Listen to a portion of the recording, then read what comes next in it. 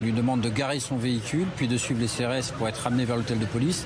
Et à ce moment-là, le conducteur entreprend une marche arrière pour se soustraire au contrôle et percute un fonctionnaire CRS. Et à ce moment-là, un de ses collègues qui est en sécurisation du contrôle fait feu avec son arme individuelle en direction du véhicule. Malheureusement, c'est le chauffeur qui est touché. Les secours sont déclenchés aussitôt. Je tourne ma tête, je vois le policier sans sommation qui tire à bout portant sur le jeune conducteur. Il n'a percuté personne.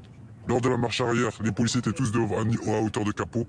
Il n'a percuté personne, il n'a percuté qu'une voiture qui est encore là-bas. Vous pouvez la voir.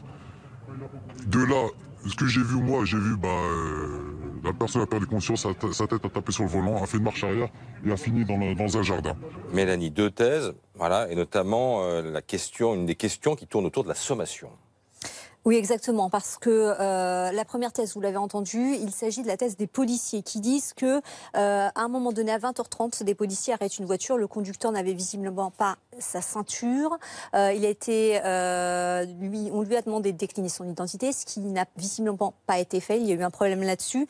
Il n'a pas ses papiers sur lui. Et lorsque les policiers tirent, eh bien, les policiers disent, eux, qu'il y a eu sommation. En revanche, selon les témoignages que nous avons pu recueillir hier soir, il n'y aurait pas eu sommation. Notamment, il y a eu également un problème de version en ce qui concerne